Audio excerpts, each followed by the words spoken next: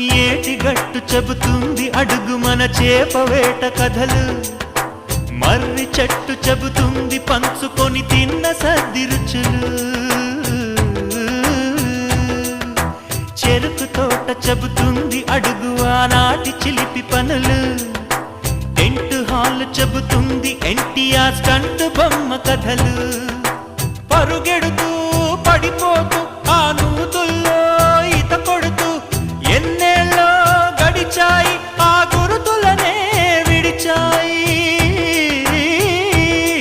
వయసంత మరచి కేరింతలాడే ఆ తీపి జ్ఞాపకాలు కలకాలం మనతోటే వెన్నంటే ఉంటాయి, మనలాగే అవి కూడా విడిపోలేనంటాయి.